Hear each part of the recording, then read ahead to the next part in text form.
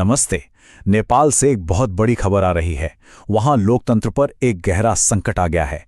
रातों रात देश की सत्ता प्रधानमंत्री के हाथ से निकलकर सेना के कंट्रोल में चली गई है। चलिए समझते हैं कि यह सब अचानक कैसे हुआ और इसके मायने क्या हैं। तो इस संकट की सबसे बड़ी और सीधी बात यह है कि नेपाल अब सेना के कंट्रोल में है। पूरे देश में हाई अलर्ट जारी कर दिया गया है और नागरिक सरकार का शासन एक तरह से खत्म हो गया है। तो अब सवाल ये उठता है कि आखिर ये सब हुआ कैसे? एक चुनी हुई सरकार की जगह सेना ने कैसे ले ली?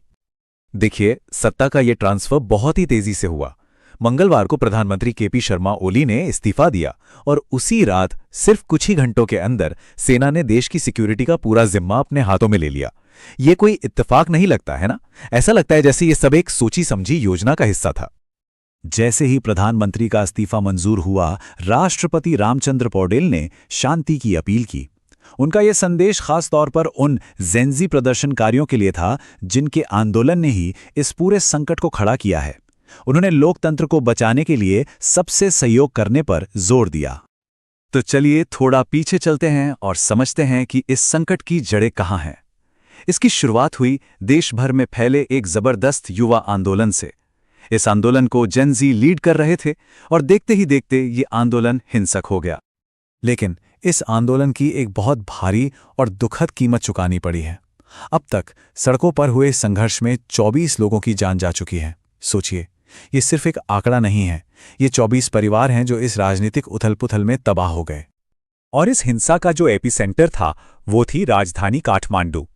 इन 24 में से 22 मौतें सिर्फ काठमांडू में हुई। इससे साफ पता चलता है कि सत्ता का असली संघर्ष राजधानी की सड़कों पर ही चल रहा था। और देखिए, जब भी कहीं पॉलिटिकल वैक्यूम आता है, मतलब जब सत्ता खाली होती है, तो सड़कों पर अराजकता फैल जाती है। नेपाल में भी ठीक यही हुआ। लॉ एंड ऑर्डर पूरी तरह से खत्म हो गया। ये हिंसा की लहर पूरे देश में फैल गई।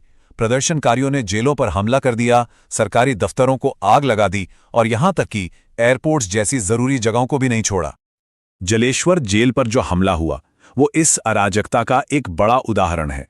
प्रदर्शनकारियों ने जेल की दीवार ही तोड़ दी, जिससे 570 से ज्यादा कैदी भाग गए।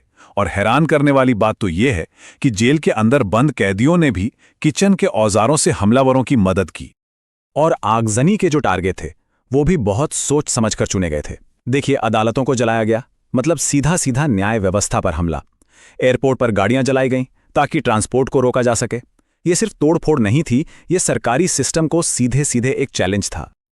अब जाहिर सी बात है, जब पड़ोस में इतना कुछ हो रहा हो तो उसका असर आसपास के देशों पर भी पड़ता है। तो चलिए देखते हैं कि नेपाल के सबसे बड़े पड़ोसी भारत का इस पर क्या रिएक्शन है। भारत ने फॉरेन एक्शन लेते हुए अपने नागरिकों के लिए एक ट्रैवल एडवाइजरी जारी की है। इसमें साफ साफ कहा गया है कि नेपाल में हालात ठीक नहीं हैं, इसलिए अभी के लिए कोई भी गैर जरूरी यात्रा टाल दी जाए।